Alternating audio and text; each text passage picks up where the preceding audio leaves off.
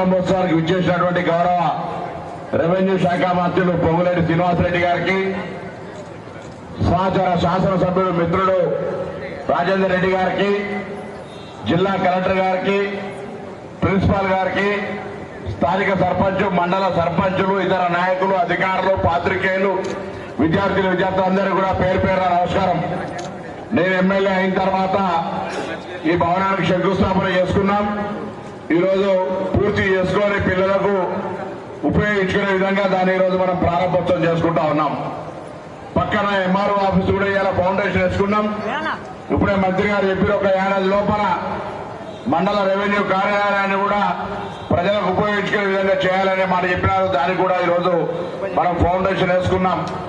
ఈరోజు ఎలకతుర్తి మండల కేంద్రం చాలా అభివృద్ధిలోకి రావాల్సినటువంటి విధంగా అటు ఇరిగేషన్ కానీ, విద్య కానీ, ఇతరత్ర అన్ని కార్యక్రమాలు తీసుకునే సందర్భంలో నేను ఒక విద్యార్థి నాయకుడిగా గతంలో ఉన్న విద్యా వ్యవస్థకు ఇప్పుడు మీ అందరూ ఆశీర్వచనతులు వచ్చిన తర్వాత ప్రజాపాలనలో ఈ యొక్క విద్యా వ్యవస్థకు చాలా మార్పు స్పష్టంగా నేనే గమనిస్తా ఉన్నాను.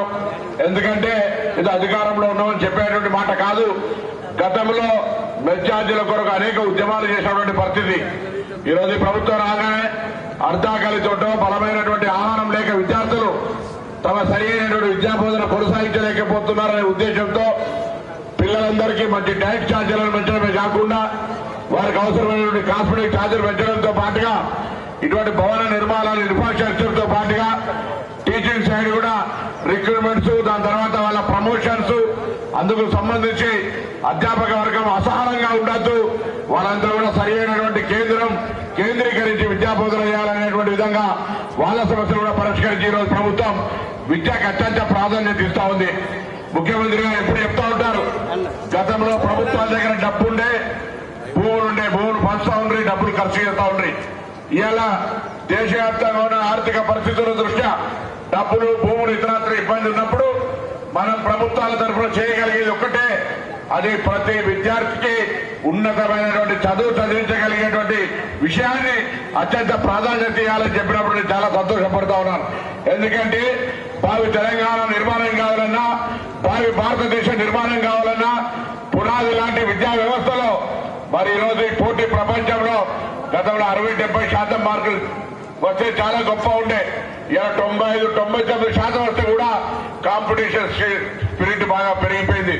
అందుకే విద్యార్థులకు ఒక ప్రణాళికబద్ధంగా, అంటే చదువుకున్న తర్వాత వారికి సరైనటువంటి ఉపాధి లేకుండా ఉంటే కూడా ఆ చదువు వృధా అని, చదువుతో పాటుగా వృత్తిపరంగా లేదా భవిష్యత్తులో చదువు అయిపోగానే ఏదైనా వాళ్ళ కాళ్ళ మీద పడి బ్లూ కలర్ జాబ్స్ ఏదో ఒకటి చేసుకొని బతికే ఉండగా విద్యా వ్యవస్థ లోపల కూడా అనేక మార్పులు తీసుకొచ్చి భవిష్యత్ తరానికి ఒక నిర్మాణవంతంగా ఉండే విధంగా స్కిల్ డెవలప్మెంట్ కూడా యూనివర్సిటీ ఏర్పాటు చేసి, అటు క్రీడలు ప్రోత్సహించడానికి స్పోర్ట్స్ యూనివర్సిటీని ఏర్పాటు చేసి ఈ విధంగా ముందుకు పోయే సందర్భంలో ఈ నియోజకవర్గంలో ఉన్నటువంటి అన్ని విద్యార్థి సమస్యల్ని, హాస్టళ్లకు సంబంధించిన సమస్యల్ని, స్కూళ్లకు సంబంధించిన సమస్యల్ని మరి పరిష్కరించే విధంగా ఒక మొత్తం డేటా తీసుకొని ఫ్యూచర్ మేనర్ లో పరిష్కరించే ప్రయత్నం చేస్తామన్నమాట. మనం చేస్తూ మరొకసారి పాఠశాలలో చదువుతున్న పిల్లలందరికీ ఆశీర్వచనం ఇస్తూ పొద్దున ఎలకతుర్తి పాఠశాల నుంచి అన్ని రంగాల క్రీడ, సాహిత్యం, కల్చరల్, లిటరీ ఏ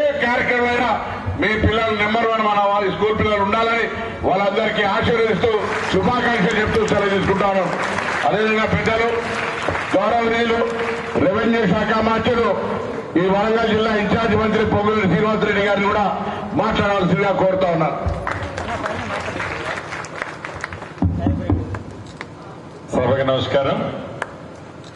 సభాధ్యక్షులు, స్థానిక శాసనసభ్యులు, మీ అందరి అభిమాన నాయకులు, నా సహచర మంత్రివర్యులు పొన్నం ప్రభాకర్ గారికి, వేదిక మీద ఉన్న మరొక శాసనసభ్యులు మిత్రులు నాయన రాజేందర్ రెడ్డి గారికి, గౌరవ జిల్లా కలెక్టర్ గారికి, గౌరవ జిల్లా డిఈఓ గారికి, ఈ కాలేజీ ప్రిన్సిపాల్ గారికి, teaching and non teaching team అందరికీ, గౌరవ సర్పంచ్ గారికి, ఈ కార్యక్రమంలో పాలు పంచుకుంటున్న చిన్నారి బాలికలు, పుర ప్రముఖులు, print and media, electronic media మిత్రులందరికీ శిరస వంచి మనస్ఫూర్తిగా హృదయపూర్వక నమస్కారం.